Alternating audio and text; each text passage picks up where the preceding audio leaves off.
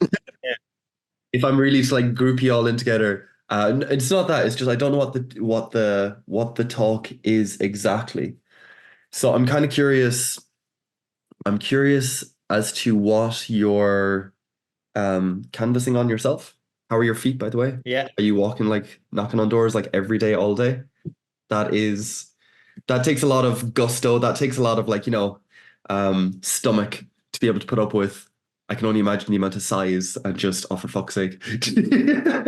Or do you find people wanting to talk to you? Can I ask? It's well, firstly, I think anyone willing to put their name on a ballot paper deserves credit, regardless of whatever party they come from. Yep. It's not an easy thing to put yourself out there to the public, to be judged essentially by the public. Um, I'm literally out 6 days a week. The only day I take off is a Sunday, and that's literally to spend time with the kids because I don't see them all week, Monday to Yeah. Saturday, because I'm so much with work and canvassing and stuff like that. Um, for me personally, the reaction has been really good. People are really happy to see me knocking on their doors in Longford. A lot of people are saying that I'm the first one, if not the only one, to be knocking on their doors so far. And bear in mind, we're 3 weeks out of an election now, which is it should be fairly late for some of the parties to only be knocking on doors now. Yeah. Um, but people are they're happy to see us. That I think that's there's a bigger picture there as to why, and I'm sure we'll get into that from my own perspective. But no, people are very receptive of us on their doors. They're inviting us in for tea. They want to chat to us. We nearly have to tell people we have to get going because we've so many houses to get to. And as much as I'd love to talk to everybody for hours about what they want the world to be like, unfortunately, we can't do it. Yeah. Okay, so for my own selfish reasons, I'm going to ask what exactly you're canvassing on, and then I'm going to see how I can try to map the conversation in and like bring it to a place where I can understand it better. Yeah. If that makes sense. So can you give me what's your spiel? What's your like your sales pitch on the door? Or what's yeah, Well, where do you start? the biggest thing I'm advocating for, I suppose you could say, to put myself in the council is to offer real change in terms of uh, personnel. Basically, if you look at the makeup of Longford County Council, um, the average age, I think is Oh 50 yeah. odd. A lot of them have been there for a long time. To their credit, if you get re-elected, there's reasons why you get re-elected all the time. But while they may be getting re-elected, my thing is that a lot of them don't really have anything to show for it. Longford is one of the most poor performing local authorities in the country. And that's statistical fact. I mean, you had the NOAC report reporting on the performance of the local authority in 2022. It comes out in 2023, so 2024 won't come out to 2025 and so on. But Longford's social housing list, for example, which is big on my priority, is only about 400 to 500 people waiting on housing. So not that big in terms of the overall scope of the country's housing needs. But Longford County Council decided, right, we 4 to 500 on a waiting list. In 2022, we're going to build 75 social homes. Not a high enough target, in my opinion, but look, there's other factors involved in that. But even still, 75 social homes, you'd say, right, okay. The problem I have, and the problem I'm hoping to fix, is that in 2022, aiming at 75 houses, they built zero. And in 2023, not a single councillor said, right, our target was 75, we built zero, what's going on? So that to me is a clear failure of their own duties in being elected officials, that they're not asking why the council hasn't built these houses and what they're doing to fix the situation. So one of the biggest selling points for myself is that I'm going to ask these questions. I'm going to put it publicly out there and tell people exactly what's going on. We need more transparency, at least in Longford anyway, in my personal experience, in regards to what exactly is being said in these council meetings, who's saying it, and what the feedback is. We have council minute meetings, yeah, that are put out, once a month that gives you a brief summary of what's being said. But I'd like to see these council meetings live streamed, or at least fully recorded, that the public can then access and have a proper, record of who said what and when said what and what's going on. Okay. What's the downside to making it totally public? In my own opinion, um, I don't see a downside. Some people may come at you and say, oh, there's a lot of exposure there. Councillors are going to be, put under the magnifying glass for every little thing. But in my opinion, I think that's the job that's in it. You're a publicly elected representative. You're supposed to be there on behalf of the people, speak for the people, try and help the people. Why shouldn't you be observed in everything you do in that capacity? Well, I suppose just to play devil's advocate, I'd imagine that when you are a public servant operating in a private field and other people have privacy and are therefore able to make deals that you're not able to make, that they would be able to outcompete you in some, like there'd be backroom deals that you might have been able to get in on, you might have been able to be present for, that there's just opportunities lost because other people don't want that sort of exposure. If you're dealing with developers and you're dealing with whatever else, they don't want themselves being recorded just for their own kind of privacy and all the rest. I'd imagine, but I do get what you're going for in the fact that you want more accountability or you want more involvement of the public. I definitely get that, and I don't know how to get there. That's going to be one of the things I want to try and circle around to and try and Well, kind there's of. a problem there in itself, and you were right in saying that there is a cohort of individuals or groups or organizations or whatever that will not want to be essentially looked at through glass. But at the same time, it's public life. It's called that for a reason. If you're engaging with public life, whatever department it may be, that's the way it is. And in terms of, trying to bring the public in more and trying to make things transparent, there was a poll recently, I think it was last year. I can't remember who did it. It was one of the newspapers. They basically did a poll on the trustworthiness of individuals or groups or organizations. Politicians were bottom of that poll. And, Okay, there's there's reasons for that. there's a point. It seems, and this is one of the big ones that I want the conversation around.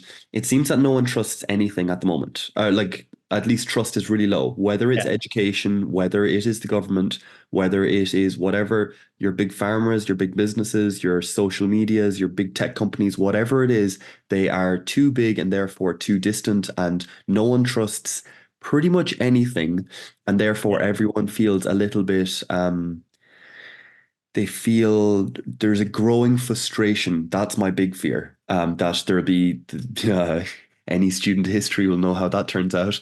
That's not a good one. But just so so how how do you build trust? A, for the politicians, sure. I'd love to hear building trust just in a willingness to believe in something. Whether that's faith in the education system, and that we're actually moving towards something that's good instead of being extorted by the bigger forces. Whether that is the just how what's the sales pitch for an optimistic future that people will buy into and therefore kind of sacrifice into without being this kind of like, I don't trust anything, therefore if you want anything from me you're going to have to earn it. Because I get the skepticism, but it won't grow much, it won't do much for the collective, for the people, for the country. Well, your first point, I think I'd agree with you in terms of people don't seem to trust anything these days. They're not too sure, is it misinformation, disinformation, outright lies, That's all going to this, get worse. and I think you may agree with me on this. Social media is at the forefront of this sort of thing. And then particularly when it comes to politics as well. And I've had some good examples on the doors of this. I've knocked on doors where people have said to me, oh, Sinn Fein, you believe in X, Y, and Z. And I'm like, okay, but who told you that? And they're like, oh, I read it on Twitter. And I'm like, right, okay, well, actually, no, here's what we believe in. Here's the evidence, whatever that was said on Twitter or whatever social media, you can choose to believe that if you want, but I'm a Sinn Fein member here telling you what I signed up for, what I believe in, what I'm trying to do. And that is getting worse, and particularly in the realm of politics, the far right ideology and all that sort of stuff creeping into things now in Ireland, the spread of misinformation. and the outright near harassment, I suppose, of political representatives from all sides is becoming vast. And I do think social media is playing a part in that. And you were right in what you said about, building up trust might only be feasible if you have someone saying, well, you need to trust me, so I'm going to do this for you in front of your eyes. Like if you read everything on Twitter, if you went on my Twitter after I put up a picture of me canvassing, you'll see all these mad accounts, Sinn Fein traitors, this, that, and the other, blah, blah. And if you were a neutral going onto my Twitter for the first time, you'd be like, Jesus, what's the story with his party? What are they doing to the people in Ireland that they're so, there's such vitriol there? But if you come around with me on the doors in Longford Town and knock on the doors with me, it's a complete 180. People are, welcoming, nice to see you, what's going on, welcome you into their home, all this sort of stuff. So in terms of trying to build trust, I don't know what the solution is for that right now in terms of real world and social media, because as I said, on the one hand, social media paints a picture, the real world paints a picture, and the truth is somewhere in between. And I'm only starting out on this political journey. I don't know where that's going to go. I haven't really put too much thought into it yet because, as I said, I'm still going through a campaign. I'll probably sit down and evaluate it after it's all over and done with, and see exactly how and what happened. But politicians have a lot of work to do to try and earn trust back, even unproven potential politicians, who people are skeptical of, because I think we'll both agree people are skeptical of politicians in general at the moment, the way the current climate is, no matter what party they're from, no matter what the record is in the community. Once you put your name on a political ballot paper, people are going to say, well, what's he in it for? What's he going to do? Okay. Yeah, there's a lot there, but I'll try and keep it to the ground for the moment, and I'll ask what else. So your social housing is a big one. To answer that question, like what else are you in it for? What else is important? I got involved in politics. It was a strange enough kind of natural progression to this point, in that I'm 31 now. So about 12 years ago, back before the world of influencers and all that sort of social media type, I was having a laugh as a normal 18, 19-year-old would on Facebook at the time, and started making all these stupid videos, slagging stereotypes in Longford. I remember that. Doing all that sort of and at the time, and people still don't believe me to this day until I showed them, but I gathered quite a large following from that for maybe 3 or 4 years, so much so to the point where I could do it full time, back before you had monetization and all this sort of stuff. And I gathered about 250,000 followers overall through all my social media. And with that, young people, strangely enough, in my opinion, started turning to me, complete strangers, messaging me out of the blue, asking advice on stuff, looking for help with personal issues. A lot of mental health talk at the time, young people were messaging me about, because I was fairly open about my own mental health struggles at the time as well.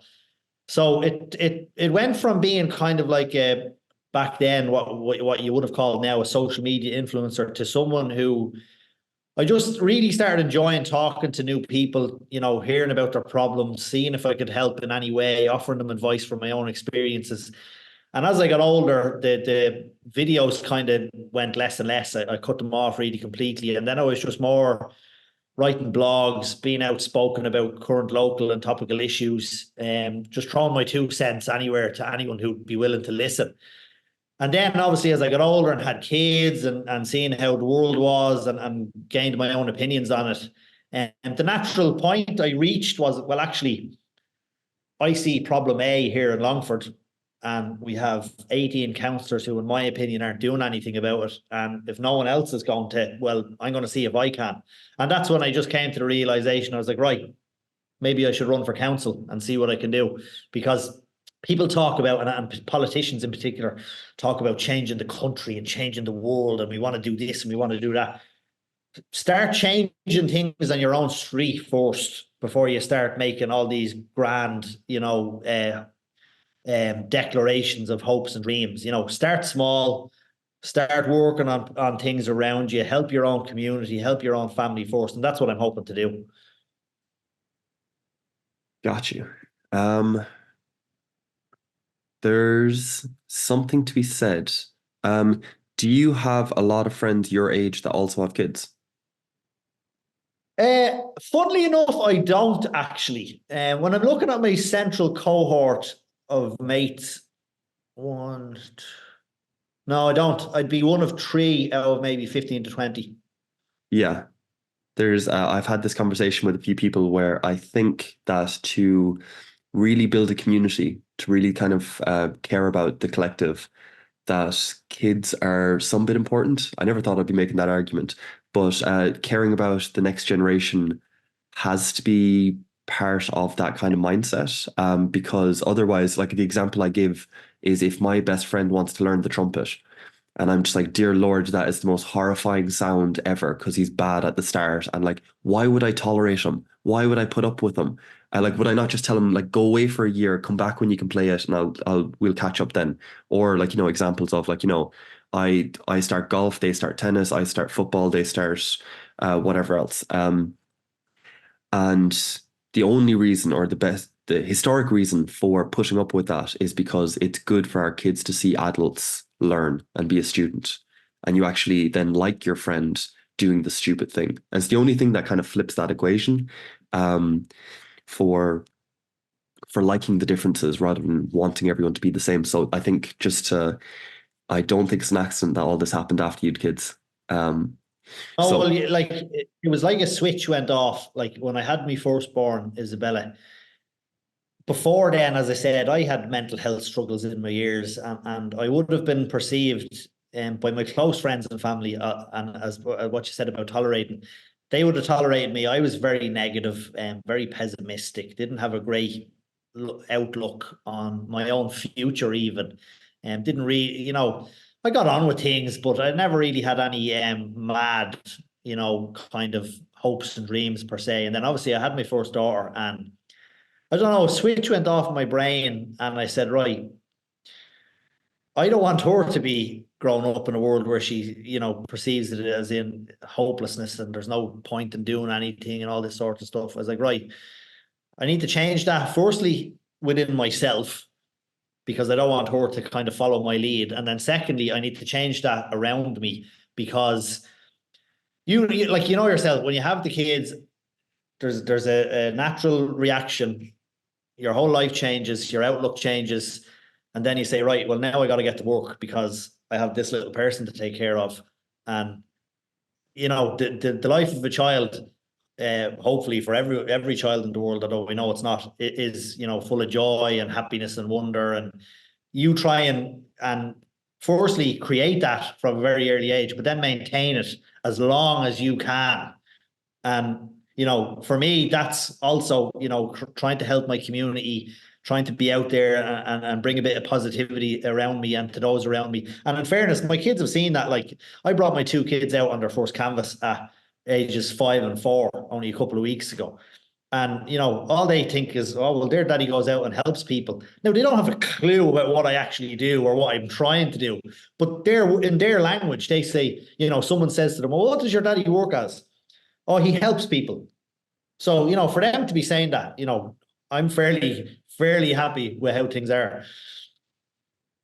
um, yeah, I'm just sorry. I'm just imagining the 4 and 5 year old going to the doors, and I think you're cheating. I think that's too adorable. I don't. I think that should be an illegal move. And hence why I put it up on TikTok straight away. Um, but I think this again comes back to that question I kind of started off with, is how to give hope for the future so that people sacrifice into the community and actually make it like want to make it better so that there is maybe not trust, or there's a mix of trust and faith basically. There's trust in what you can know, and then there's just faith that the kind of rest of it will some bit work out. because both obviously are at record lows, and we can go into the philosophy of that if you want, and we can quote Nietzsche and like, God is dead and all the rest. We can do all of that, but I'm trying not to. I'm very much trying to get from the conversation at the door, because that's where I'm meeting, that's where I'm talking, and I want to try and get it then to a place where I can understand it within the world that I'm kind of seeing. So with that, I do want to talk about a say like population collapse, as in the fact that less people are having kids, and that's bad for the spirit. Like we're saying that there's kind of like having a child kind of puts your feet on the floor in a way that few other things do, although it is very possible, but we'd have to have that conversation. So that's point number one. Point number two then is uh, point number two is immigration, because at the moment we are using immigration to plug that hole because we don't have enough people. And as you're saying, all of the councillors and pretty much everyone in every position of power is getting older just progressively, and there's less of an urge for our generation or the younger generations to kind of step into this. There's less of a demand. Like the older generation are not trying to get us to step into it. They're not like the inheritance hasn't kind of clicked yet. That switch hasn't happened. Um, so there's something around that as well. So population, immigration, and then the economy, because those three, as in like that's the hard question. This is the question, like as in like I can put that to a politician at the door, but he would need like 3 hours to like talk to me about it. And even then we wouldn't have like a solid answer. So he doesn't want to do it because he can't guarantee the vote out of it. It's a lot of time to invest in talking to one person. But it's a conversation that like I just don't see how we can even move forward without recognizing that there are just big forces that need to be contended with, like this election cycle. Like this isn't something I can wait another like 10 years until the next one and like, maybe go for office myself, which, oh, Jesus, like fair play to you. Like honestly, that's no small thing. So I do really commend you on taking that step in at the age you're at, in the environment you're at, because no one's inviting you in that door. Absolutely no one. Um, but I want to try, like, I'm just curious, how do I get that conversation where I'm like, hey, by the way, people aren't having kids, and somehow we're going to need to talk about how to give people that feet on the floor sort of feeling where there's a purpose, there's a direction, there's hope for the future. How do we then say, hey, at the moment we are using immigration to plug the hole, so we can't just get endlessly irritated at immigrants coming into the country because we actually need them. As in, like, they're coming in for a reason. It's like, yes, where they're coming from is really bad, but the government is actively inviting them in for a reason. Let's not be stupid. Like, there's no point pretending they're not. And then the economy is the whole thing, like basically that as everyone's getting older, you're now getting the boomers into retirement age and all the rest. And the economy cannot survive on like one working person for one elderly person that's retired. It has to be like a 5-to-1 ratio or 6-to-1. Like, again, that conversation needs to be had. So I'm curious, on the political front, do you find anyone asking you those questions? Or is this like when people are coming with problems and all the rest, and I get the local stuff, I really do. Like, I want local businesses, local homes. I don't want homeless people. I don't want violence. I get all of that. But I can't detach those two, to be honest. I've So, had, I've had, I don't even need to be canvassing for stuff like that to come up. I've had conversations like that with my own friends about, we're getting on in age now, Jesus, I've no kids, all this sort of stuff, blah, blah, blah. So the majority of my friends would tell you that, well, a couple of them, obviously, a couple of them aren't in relationships to have kids in the first place anyway. But the ones that are, and this is what they're telling me. The ones that are saying they're going to have kids at an older age, some of them, which seems to be the norm now, I suppose. Like my own father was 26 when he had me, and my mother was 22. I was 25, 26 when I had my first one, but I know people who are now having their kids into their mid-30s and stuff like that. And if you take that, there's probably multiple factors involved in that. Young people are traveling more, which means they take a few years out of their life and they go traveling and see the world and do all their experiences and stuff, and they don't get back until maybe 30, 31. Um, there's also, and it needs to be said, and it's been said to me, some people are choosing not to have kids until they get a house or a mortgage and have that safety and structure there. And then the biggest point, which has been said to me multiple times, not just by friends, but by young people I've spoke to, is that they can't afford it. And I'm not surprised to hear that. I remember when I had my first one, the cost of baby powder, I think it was about 15 quid a tub for one. And, babies go through that like it's water.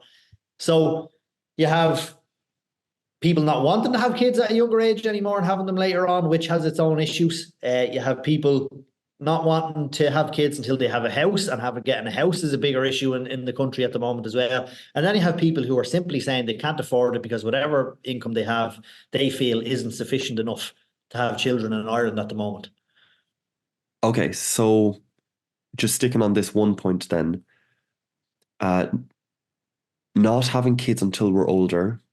I do think the conversation needs to be had around how that affects kids. Having older parents makes a Yeah, difference. If you have a kid in your mid-30s, that means that you are in your mid-50s when they leave school, when they're yeah, going into college and all the rest.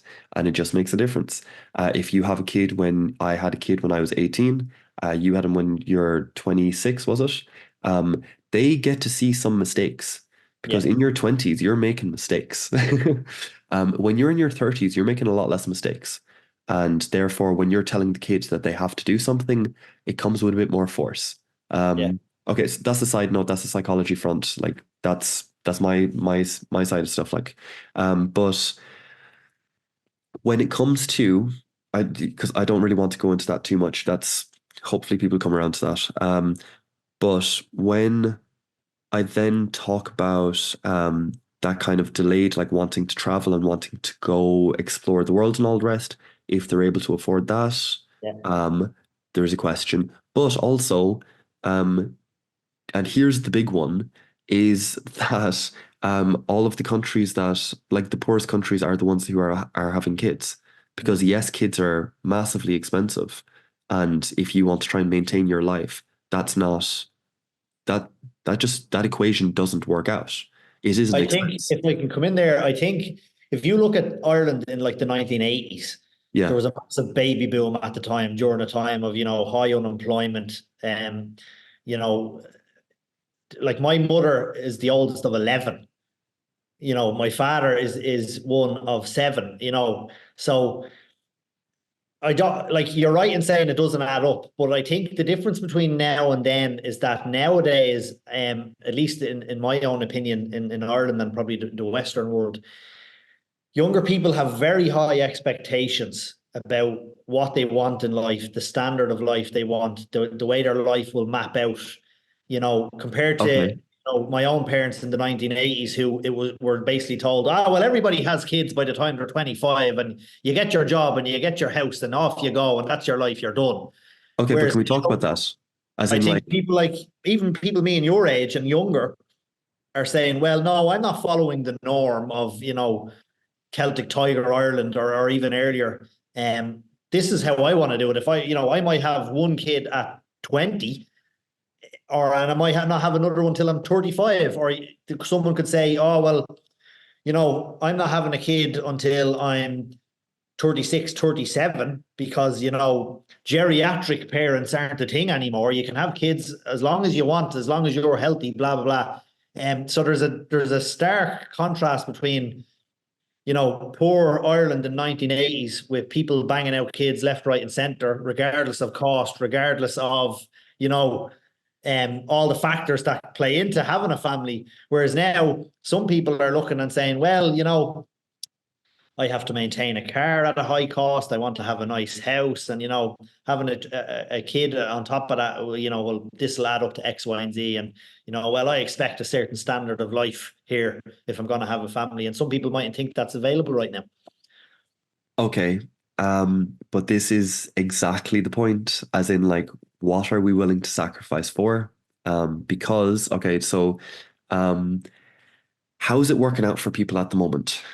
As in like they're making their best decisions and all the rest. Like en masse, everyone's making their best decisions, going out traveling, trying to expand their horizons, expand their personality, see different ways of being, see different cultures, so that they're not close-minded. Because like, that's the big fear, is that you're born and raised in the same town that you die in, and you never get to see outside the walls. Therefore, you are like this limited creature and stuff like that. I get the whole fear. I was born in the 90s, like I get it, but um how's it working out, guys? Like that's the question of Yeah. like everyone seems to be a little bit depressed and all the rest. And then if you're saying that like, some people like because we're the first generation to do this, of like, having one kid when we're 21 when we're 30, or we're like the second generation of having kids in our like, mid 30s, kind of.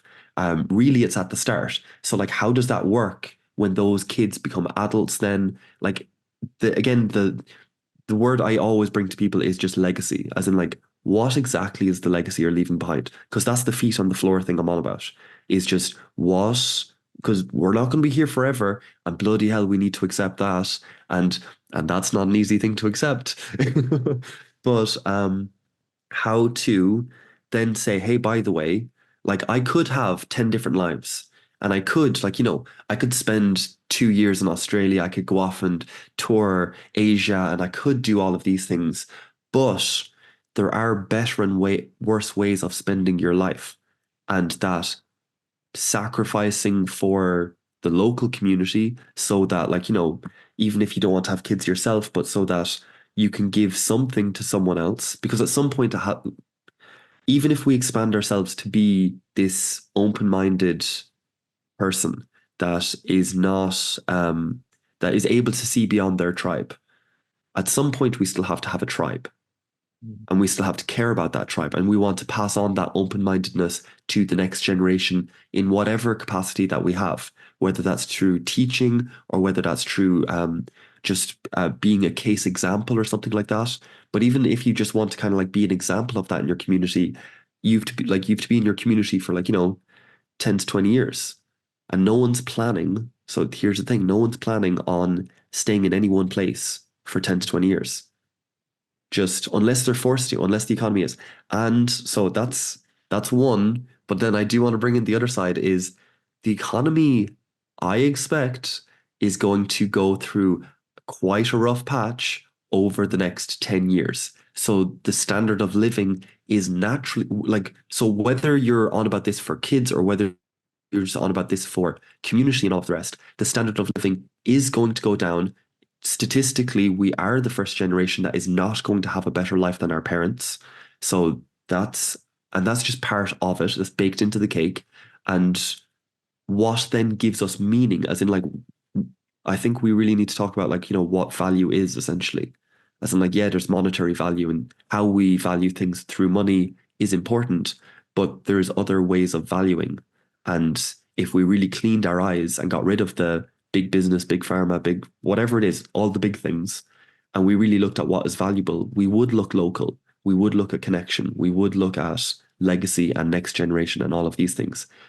And I'm imagining that we'll just have to, even if we're not spending whatever it is, €10 on some baby powder and all the rest, we're going to live a life as if we were spending that amount, and we won't have a kid for it. It'll just be part of the next 10 years. So again, in that space, what is the kind of hopeful future where we can say, okay, some things are going to go bad, but like, here's the plus, here's the meaning, here's the purpose, here's the thing you can actually hold on to. Because at the moment it feels like no one's holding on to anything, no one trusts anything, because they know it's I all know going to go. if I'm like it's hard to keep things local when they are nationwide issues and all that sort of stuff.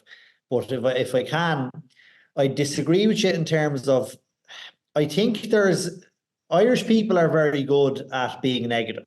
There's no doubt about that. We'll 100% agree on that. We're very good at being negative. But I also find that in times of despair or doom and gloom, we're some of the best in the world at lifting others up. The perfect example is the Irish funeral. We are brilliant at funerals, at celebrating the death of someone. That's one thing any country will say about Ireland. Their wakes and their funerals are just like none other. That's what So, redeemed Ireland for Graham Norton, by the way. Do you know the talk show host? He did not like Ireland. He left it. He hated it, thought it was all closed-minded. But then when his dad died, went to the yeah. funeral and he was like, oh, I see it now. Like I see the connection. I see the holding. I see the net basically that held him in that space. But the point I'm making is like, and again, I've made no ill will about it. I was a very negative person before. But the point I'm making is that there's always that tiny little sliver of hope, at least politically for me anyway, in the sense that, and this is my own example from knocking on doors. Fine Gael and Fianna Fáil, and other parties in between have dominated this country for 100 years, and they have basically mapped out the plan of the country over that 100 years. They've put in the policies. They've been the cause and solution to multiple problems we could talk for years about. And yet, we still have elections. People still come out in their droves to have their say, to try and bring about something new or something different. And this time with Sinn Féin running, and at least for myself locally, I'm knocking in areas where there is, serious, deprivation, underprivileged areas, families struggling, people on the breadline. And even though things are extremely bad for these people, they're opening the door with a smile on their face. They're saying, look, we have been let down. My family in generations have been let down. My mother, my father, they were let down by, this party and that party and this person and that person. But yet, still, after all these setbacks, they're still answering the door with a smile on their face, with a little bit of hope that whoever it is, not just me, whatever political rep it is knocking on the door, will make a difference for them, will help them out, will be a person of the community. And to me, that says, we worry about the future and things, are they going to get worse? I can't answer that. None of us can truly answer that. We can give an opinion and say yes, no, whatever, but we won't know until tomorrow to see how things are. And only then can we deal with it. And that's why I think that little bit of hope is there. Nobody knows what tomorrow will bring. But if you have people knocking on your door every day saying, look, I hope to do X, Y, and Z, and people are still, holding out hope that this person is truthful and will fulfill their promise, well, then we're in an okay position, regardless of how the economy might get, regardless of how the cost of living might shoot up. If you have, and it goes both ways, if you have people who hold out hope that things will be different, and people who are putting themselves out there to hopefully implement the solutions to these problems, well, then, we're in an okay place. If I was telling you, every door I knock on, they're completely saying, no, I'm not voting at all. I've no interest in politics. Every party's the same, all this sort of stuff. Then we're in a bad situation where people have given up completely on democracy. Because, whether people agree with it or not, democracy is good. It's there for a reason, and it's the reason why we've had a country like ours for so long. Okay, well, what you're saying about as long as people have hope and we have that kind of collective trust where we do try to put on a good face and all the rest, as in like that is exactly the answer. So I really like that you have that answer.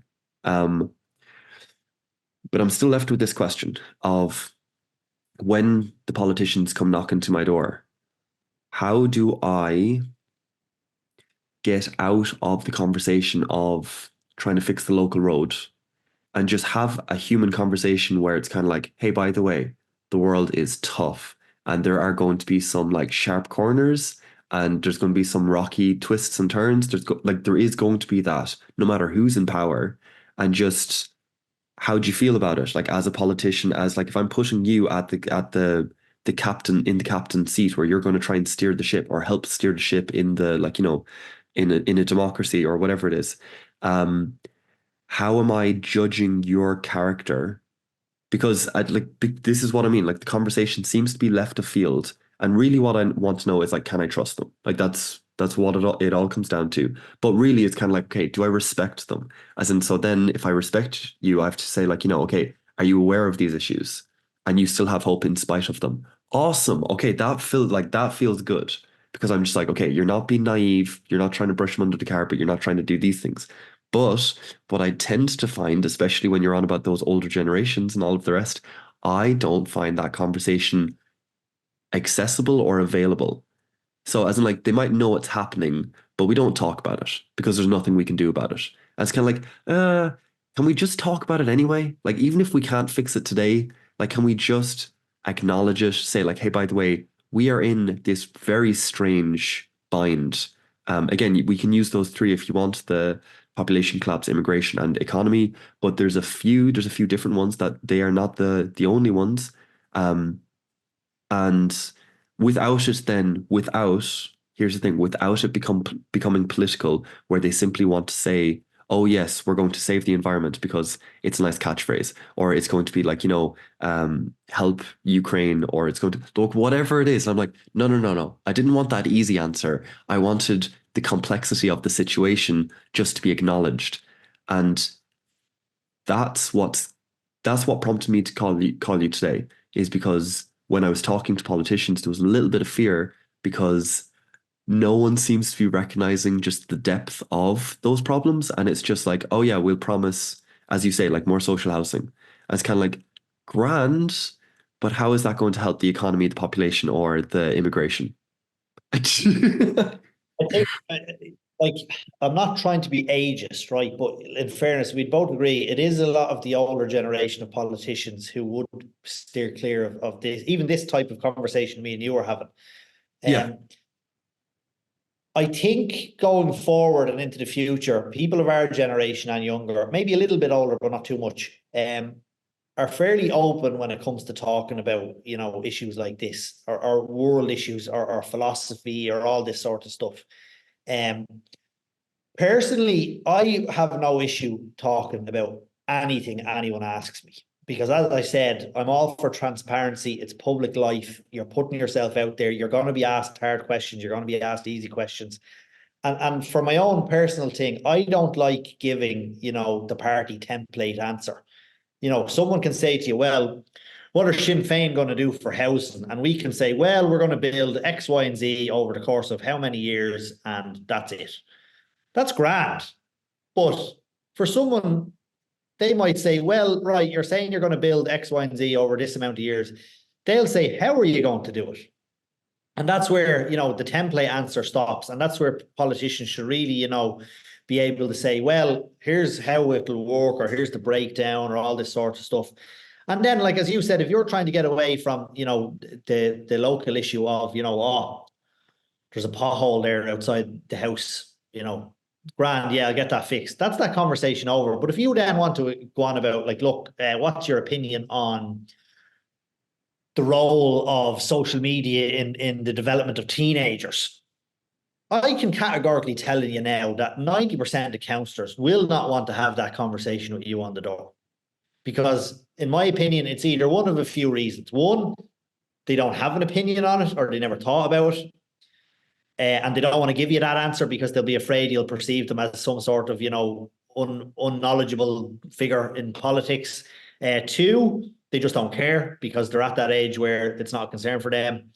Or three, it's too complex of an issue for them to kind of run with locally. And maybe they think they won't get a bit of traction or movement on it. Personally, I would think that any issue someone brings up on the door is worth talking about. Now, you might not be able to talk about it for too long because, as I said, you could be canvassing 1,000 houses in 2 days.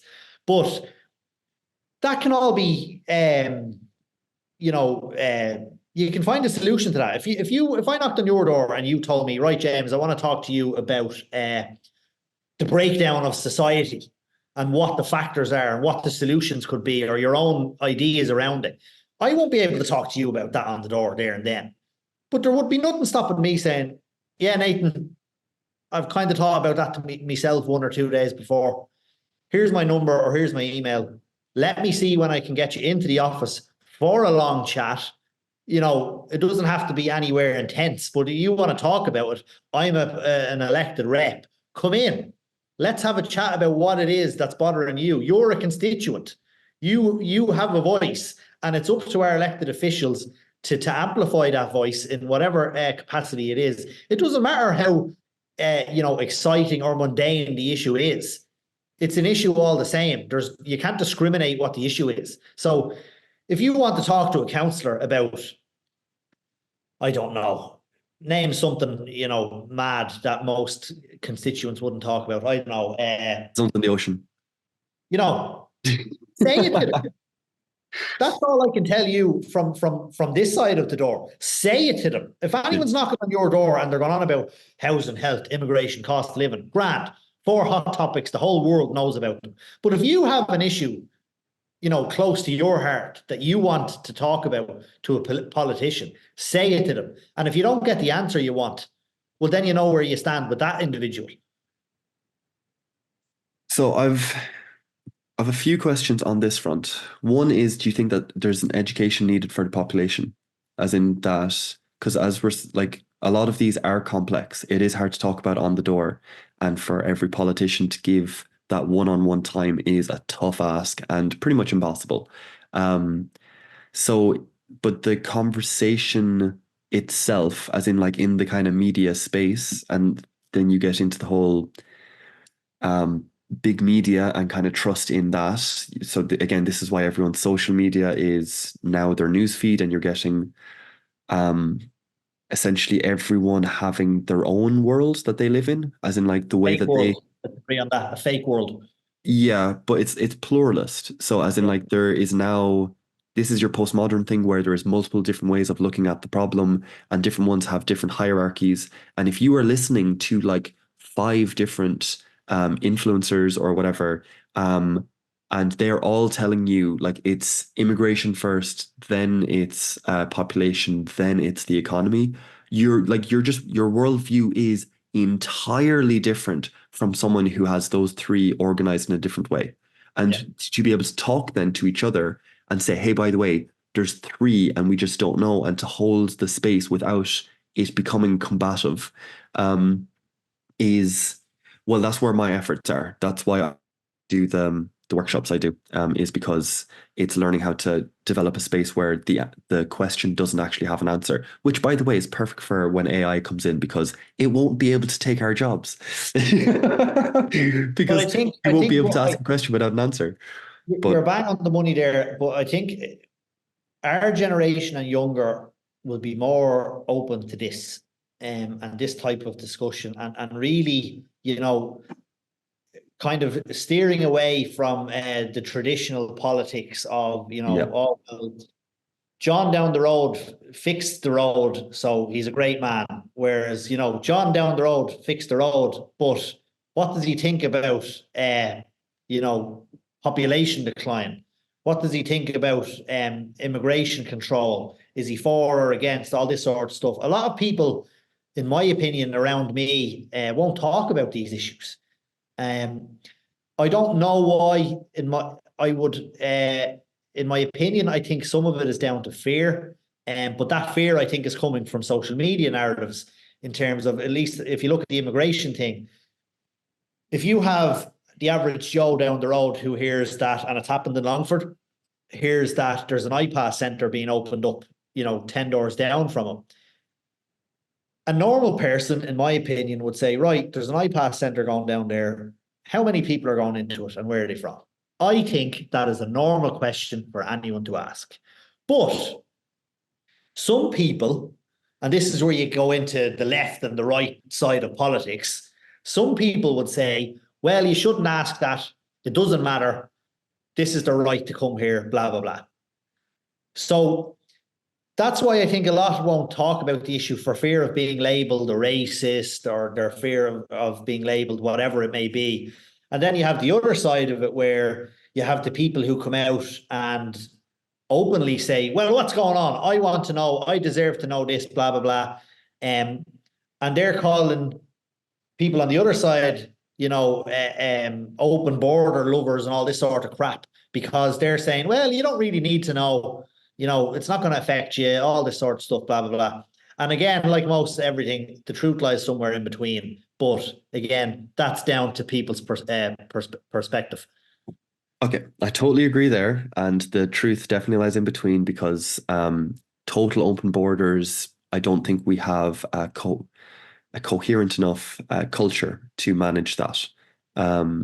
And coherence amongst the culture, just it's important. How you greet each other. Do you say hello? Do you say bonjour? Do you say hola? Like, just commonalities with that. Like you walk down the street, what do you say to each other so that you can meet each other with a smile? Because if you don't know what to say, then you'll stop saying stuff and then eventually you'll stop smiling and then eventually you won't see it happen, but you'll stop trusting other people. So I totally agree. There's um, something to be said for that, but geez, that is an explosive topic. So, but I do want to come down to this. I want to float this past you anyway, because you've said a few times now about like not being ageist and trying not to step on that landmine, and but that there is some bit of a difference between generations where the people who had a smartphone in when they were living in secondary school, have just a different way of understanding the world. And I can show you the studies behind this. This is literally how we defined Generation Z, the generation following us, is that they had an iPhone when they went into secondary school. When they began to become socialized in that teenage sort of way, they had a smartphone available to them, and it changed. That's why you get this like really weird trends on graphs where like depression's kind of going up, and then you just get this whoop, and it's like what just happened there? It's like, oh, this is Generation Z. They had the smartphone coming into school, and it makes the world of difference. And there is differences in generations, kind of, or at least there has been for the last 150 years. Before that, not so much, because again, we were more focused on passing down inheritance and stuff like that. So, what I want to say, because I do want to give the devil his due and say that the generation above us, so that is your boomers and your silent generation and your Gen X, sorry, that's the one I'm missing. So Gen X in particular, and the boomers, the inheritance that they did give us was that you can be whatever you want to be. If you find a job that you love, you'll never have to work a day in your life. Go travel the world, explore, expand your horizons. They gave us the inheritance of not having any sort of ties or any sort of like demands and duties and stuff like that, which is a blessing and a curse because it means that we all got to stand up straight and just be like, oh my God, like I'm infinite potential, but also means I've no idea where I'm going next. So just like, honestly, thank you, like great inheritance. But that does mean, and I've said this a few times now, I think we're going to be the only generation that didn't get an inheritance, that didn't get this kind of like traditional passing on. You must learn how to dance. You must learn how to do a certain martial art, or you must learn how to cook certain foods. We are this culture, whatever it is, and therefore you must. Like that just broke. It stopped because we were like, okay, that's part of the problem. And it's like it is beautiful that we were able to do that. But now we're at a space where we're like, okay, something's meaningful and it's meaningful enough to pass on to the next generation to make sure we leave the world more beautiful than we found it. And to do that, there are better and worse ways of doing it, and that conversation is going to restart again. So my question is, A, does that map? And B, how can we learn to offer a legacy and kind of engage in those like old models? As I'm getting very much into psychology here, so this is not the political front, so I apologize for this. But I do think it's important when you want to re-engage people into politics. How do we say like, okay, we now want a culture. We now want to say this is important enough that like I want my kids to learn piano, learn guitar. I want them to learn a certain style of music so that we can go play diddly eye music down in the pub, or whatever it is. Again, this doesn't mean there can't be evolution from what was beforehand, but I think there is a risk and there is a fear. And I think this is what you're kind of talking about here, is that everyone's kind of expecting that we have to lean back into what it is to lead a good life, or lean back into this is the culture that holds us, this is what binds us, this is what makes us trust each other. So how do we step back into that without it going in all the bad ways that, like, we dropped it for a reason, we gave it up for a reason, because it is scary, because it does result in racism and all the isms. So how can we What comes to lovingly give a mind, culture? what comes to mind with me, I think would be a good example to give you in that. I remember growing up, and same as yourself down the road from me, I remember growing up and I knew all my neighbours. So my parents knew everybody on the road. They knew who was who worked where, who had how many kids, all this sort of stuff. Nowadays, and you might agree or disagree with me on this, but I've noticed um, people our age and younger don't communicate with neighbours. They don't, there's no sense of looking out for one another, such and such lives down the road, or who, like, I'll give you an example. When I lived in Dublin for a few years with my grandfather after college, he's living there his whole life, and he knew everybody on the road and all this sort of stuff. And obviously then I moved in with him, started living there. They would have known I was his grandson, blah, blah, blah. But I'd see people and they never say, how you doing? Or hello, what's the crack, blah, blah. And that comes to, I think, I don't know whether it's a thing of the technology play a part in that, where we've just become, zombies bet into our phones 24/7, where we've lost that art of communication that was so natural to our parents' generation and above, in that every person you'd see, you'd say hello to. Oh, I think we became saturated in it because we get Yeah, so much media now. We now see the patterns. So we get to yeah. see in the sitcoms, we get to see, oh, this is like the 10 different ways of talking about the weather. Jeez, I don't want to fall, like, I don't want to just write the script and follow the script. I want to be a unique individual. Therefore, I will never talk about the weather. And I've just now lost some artful way of communicating, because, by the way, it was never about the weather in the first place. It was always about checking in and saying, like, there's 10 different ways to say the sun is out and it's looking nice today. And if I know you, like if your mom knows you, she'll know if you say, oh yeah, it's good out today. She knows what that tone means. She knows what the body position means. She knows like 10 different things. And that's what it used to be. But because we've like put it on a screen and we've just absolutely saturated ourselves with it, now we're just kind of like, okay, I see the pattern and I don't want to be scripted. I don't want to lose my freedom in that way. Sorry, I think just to I think give you it's that. it's the only way you can combat that, and this is a fairly probably simplistic solution, you'll say, at least from my opinion, is that the only way to combat that and try and bring a sense of community around you is to literally put the phone down, knock on your neighbour's door and say, look, I've lived beside you for so long. Here I am, there you are, let's have a chat. What do you do? How are you getting on? Blah, blah, blah. And the same around the area. Like, I live in a housing estate of only maybe 30 houses. And thankfully, through my own output and stuff, even before politics, I know everybody in the estate. My kids play with the neighbours' kids. We sit out in the evenings time just having a chat about rubbish, and that creates a sense of community. That creates a sense of belonging, I suppose. And it doesn't matter. And this is where immigration comes in, and people having a fear and all this sort of stuff. It doesn't matter what colour you are, and what country it came from, all that sort of crack. People who are friendly are well received. People who are friendly to you are well received, and if you're nice, I'm nice, all that sort of stuff comes into it. But it creates a sense of a community, a sense of well-being without forcing it. It comes natural. If you chat to someone 2 or 3 times a week for maybe 3 weeks in a row, it'll be very difficult for that to stop unless you actively choose not to engage.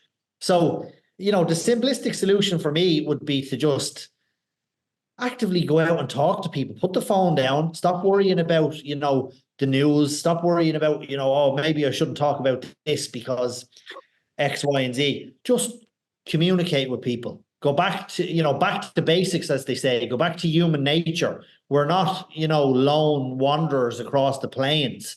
We've always been a collective species, and as much as things are changing and technology is involved with this and everything else, and how kids are growing up these days in terms of their communication skills and everything else, we're a naturally collective species, and I don't think that will change. It's changing somewhat. I don't think it'll completely stop, but we do have to play our part and try and maintain it.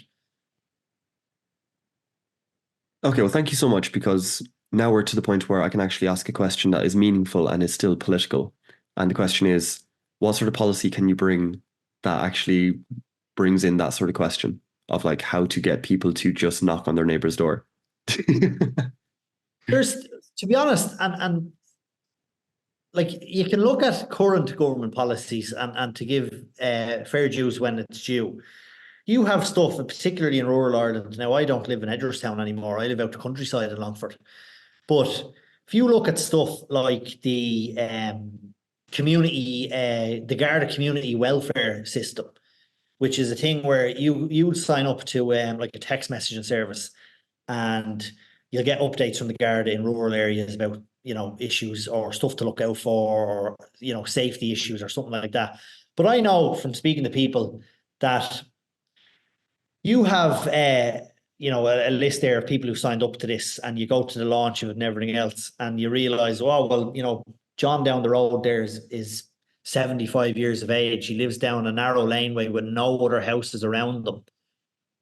Someone is, in rural Ireland at least, I don't know what it's like in cities because I don't live in one, but in rural Ireland, that's still alive, that sense of checking in on the neighbour, giving them a ring once a week, texting, do you want to come down for a cup of tea, all this sort of stuff.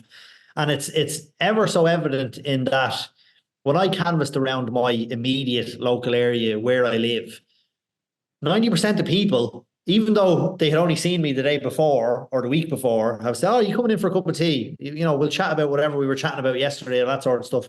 And then I spoke to an elderly man who lived in a rural lane on his own. Not out of the sticks per se, but you wouldn't see the house off the main road or anything like that. And I called into him and I says, how are you getting on? Do you have many visitors? You'd no family around in the area you're at. But he says, I do. He says, one of the neighbours about a mile down the road calls up to me 2 or 3 times a week for a cup of tea, sees how I'm getting on. And I asked him because I wanted to know. And I says, oh, how long is he doing that? And he says, not long. And I says, how did that happen? He says, he only moved into the house a few years ago. But I was walking up the lane, cutting a bit of the hedge, and he stopped to have a chat with me. And I said, oh, how old was this fella? Mid-40s. So there are people there that are still doing it themselves. In terms of, your question, what policies could you bring in? Off the top of my head, and I haven't really put much thought into this, you can, there's stuff already there. There's community groups, what's the word? Community estate groups, all this sort of stuff. If in small housing estates of 10, 12, everyone signs up to the community estate groups and they have meetings once a month, or, they organise events in the area, all that sort of stuff. That's a simple solution. But what policy measures you could bring in, that's the key, I suppose. What could you do? Off the top of my head. Well, I will say the guard or the barracks, the rundown barracks in Longford, the fact that they're giving it over to like to the Arts Council, or they seem to be putting on it's currently being used by the Bridge Club. Is that what it is? Being used by the Bridge Club, and I think there's a charity using it as well, and the Vintage Club use it for their vintage rallies every so often. So that is being used in terms of community use, but at the same time, it isn't used to its full potential. And I'm glad you mentioned the Arts Council in Longford, or the Arts Department. They don't have their own dedicated creative space in the entire county funded by the local authority. So if you're an artist, no matter what it is, whether you're a musician, a painter, a sculptor, a poet, whatever it may be, there's no dedicated space for you to go to in Longford and have that space where you can, be creative and do whatever you want to do.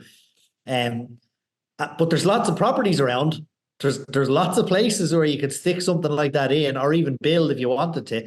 But that, at the moment, personally for me, doesn't seem to be a priority for the current crop of councillors in there.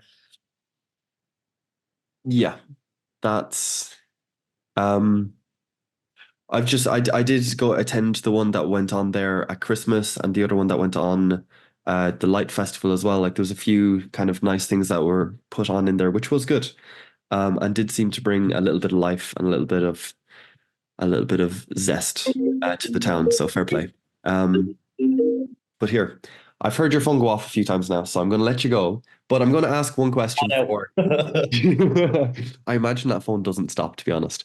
But I do want to ask one question, and it's very left of field. So, but this is a question that I love asking people, um, and that is, who is on your council of sages? So when I ask this question, I'm essentially referring to, do you know, like Homer Simpson when he has like that little angel and the little demon on his shoulder?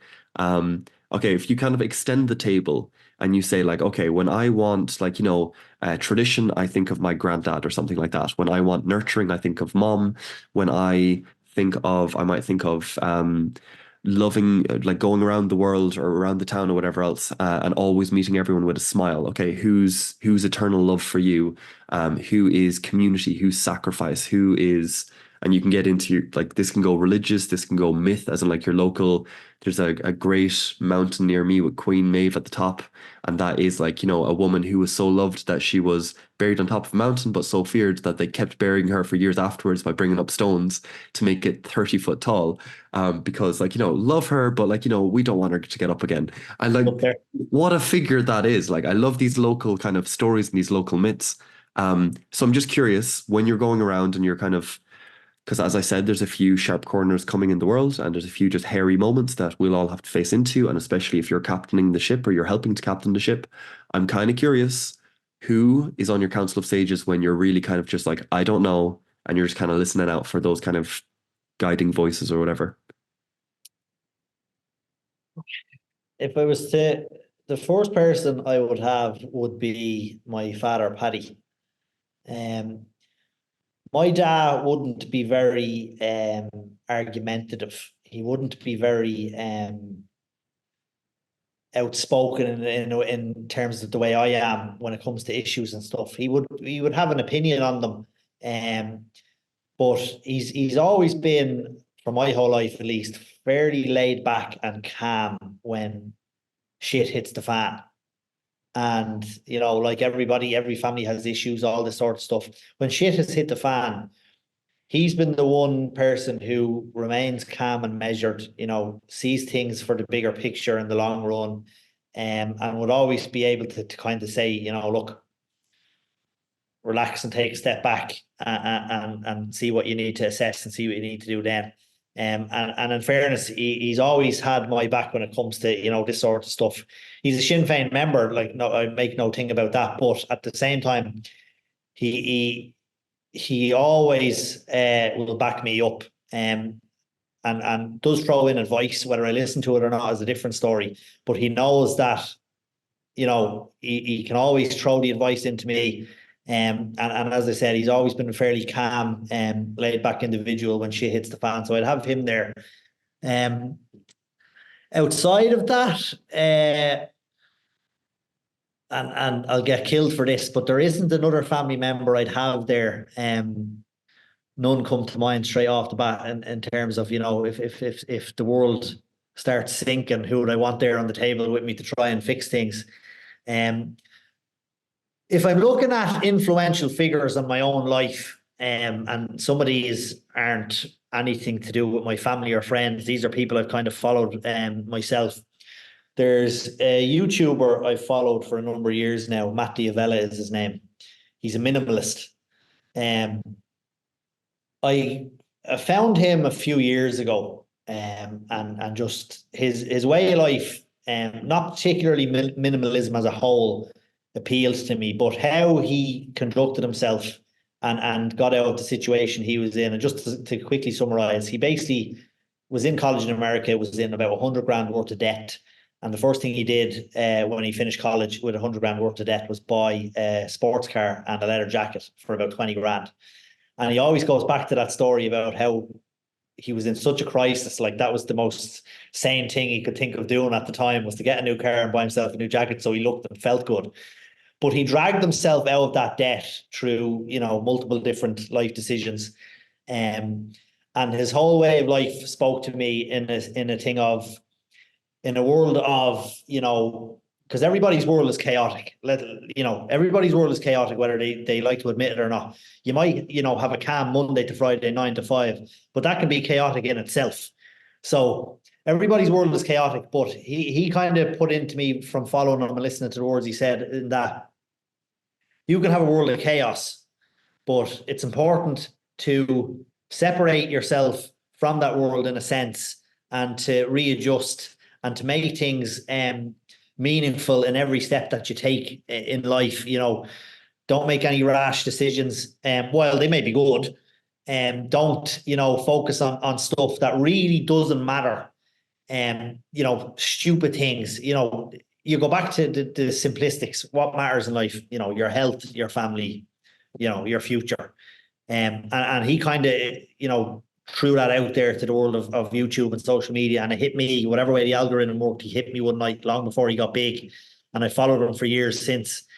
So I'd have him there. To be honest with you, Can I just say, of course, the minimalist is stoic. Like, of course he is. Oh yeah, yeah.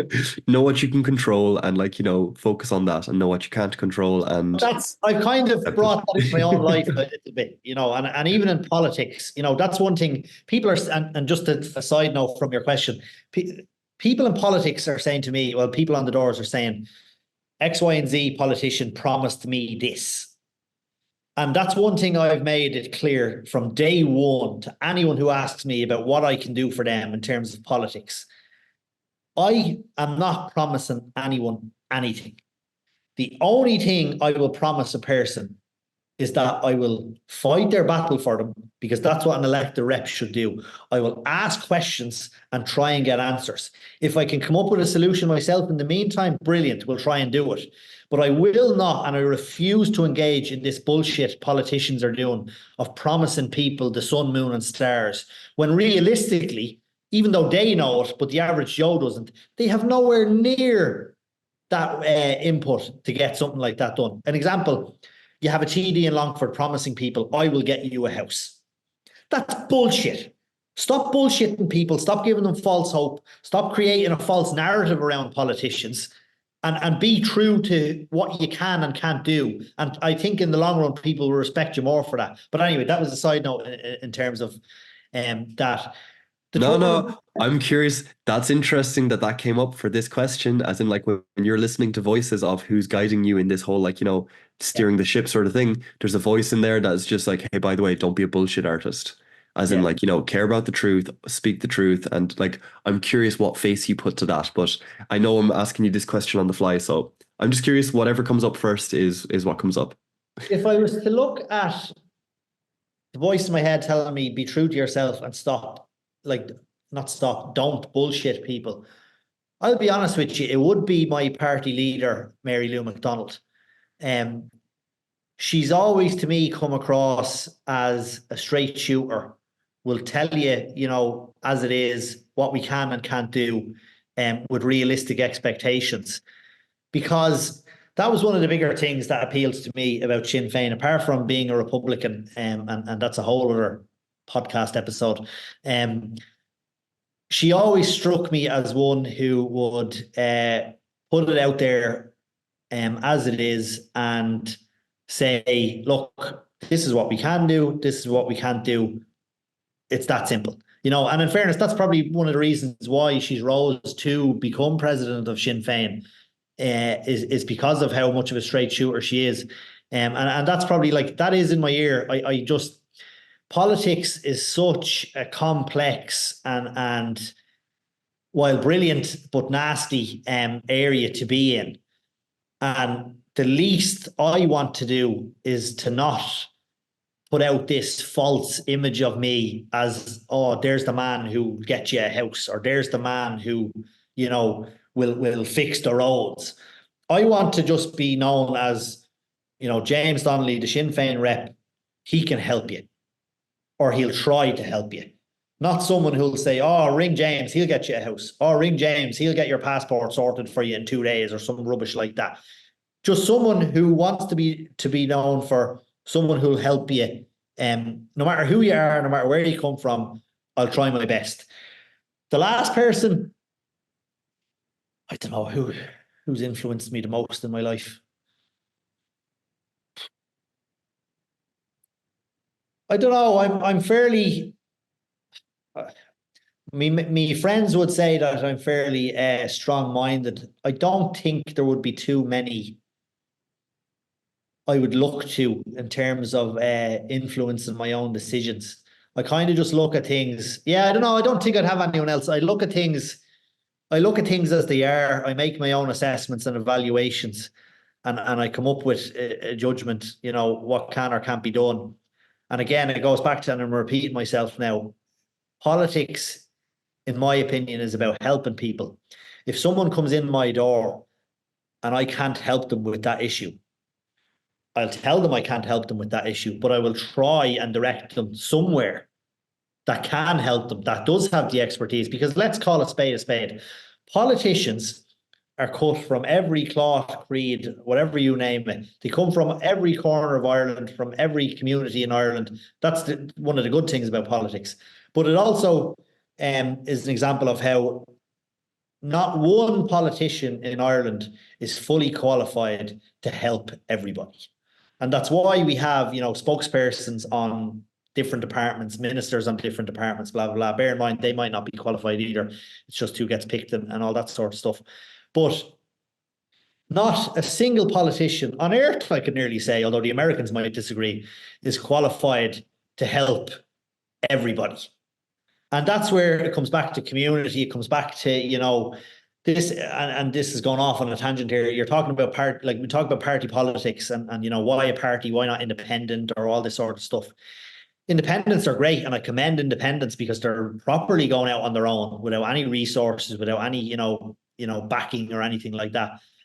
But independents will only be able to help to a certain level, because they're not going to direct, someone who came into their area for help with, assessments for children for autism, because they're not going to direct them to, another party. They'll just say, "I'll go to the HSE or go to the doctor or whatever, blah, blah, blah."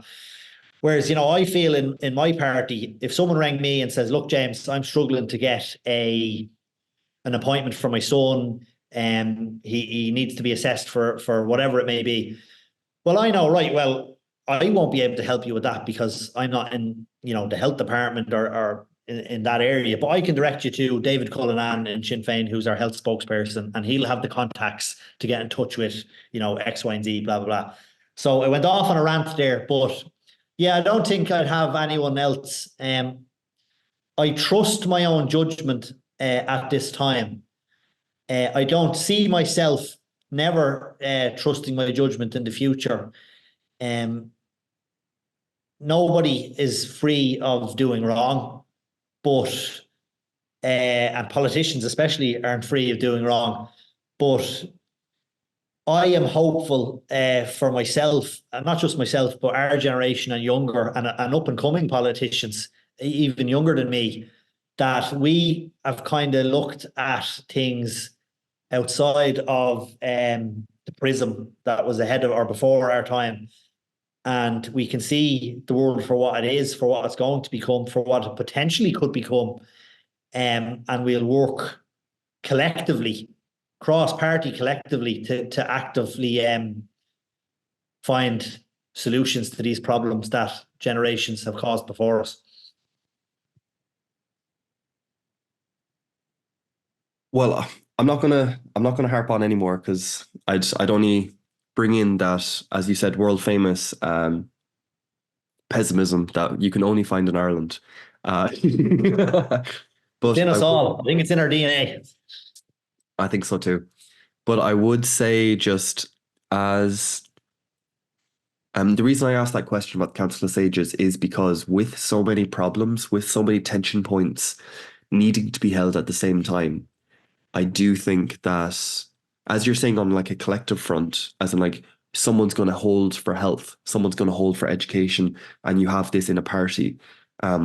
I just think as everything gets more complex, that we do need to kind of like listen into these voices where, like, I have like one friend who just one time at like we were sitting around the campfire and he was like, "Do you do gratitude practice?" And every time now, if I'm feeling that like Irish pessimism, I just hear his voice on my shoulder, just being like, "Did you do it? Did you do any gratitude today? Did you?" And I was like, "Absolutely!" And I can't get rid of him. It's hilarious. It's really funny. And then just other characters in books and different stuff like that, where if I'm either way, I won't get into that. I think I have mentioned my own kind of view on it before. But that's why I ask anyway, is because especially for a politician, I was curious and I like the answer. Good answer. So with that, thank you so much for time and attention and all the rest. I did I have a better handle of how to talk to the next politician that comes up, so that's good. Look, if I could sum it up for you, I tell anyone, if you have a politician knocking on your door and you want to know something, don't bullshit them. Say, look, I don't care why you're here looking for votes. I know you're going to look for votes. I don't care about what the issue is down the road. This is my issue. I want to know this. Can you tell me what you think about it or what you want to do or what you hope to achieve? Put it to them straight. Don't take, the template fob off answer. Oh, look, we could talk about this before, blah, blah, blah. If they're knocking on your door, the least you deserve is somewhat of an answer, or at least a commitment to an answer to what you're asking. Yeah, true. It's just the world's complicated and trying to get from like, the local potholes to all the way up to like, population collapse and talking about like, how do we inspire the generation to continue further generations and to actually care about the culture and come together for some sort of shared story and pull ourselves away from our individual stories on our screens and that whole conversation of like, the algorithm knows me better than I know myself. Never mind how you can know me. So like, why wouldn't I just fall into it? And in a world, see, this is the Irish pessimism coming in a world where we have ChatGPT and that is only been out a year and that's better now than it was a year ago by a mile.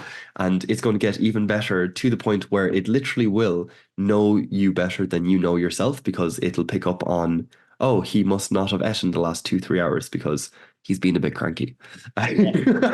Things that beforehand only your most intimate spouse would have known, or like the intimate family. So in that world, what sort of story pulls us all together is exactly the question I have. And you helped me flesh it out. Like we were able to kind of like talk about the issues and all the rest within a space I could understand it. I do think there's something to be said for I don't know whether it's just I have more hope, as in like literally it gives me hope to see younger politicians coming in because I'm like, oh, there is a legacy happening, or whether it's literally a difference in the fact that you see the world slightly different because you were raised with technology just at a younger age and therefore a little bit more native. I don't exactly know what it is, but I enjoyed the conversation today. So thank you kindly, James. And yeah, just I appreciate it. You helped me kind of spitball and brainstorm a few bits here. So, and honestly, if for nothing else, I would love to see you in some sort of form of politics just for the bit of humor and the bit of just sarcasm and whatever else. How long do you for last if I get in? Um, so, so yeah, with that, I'll leave it there.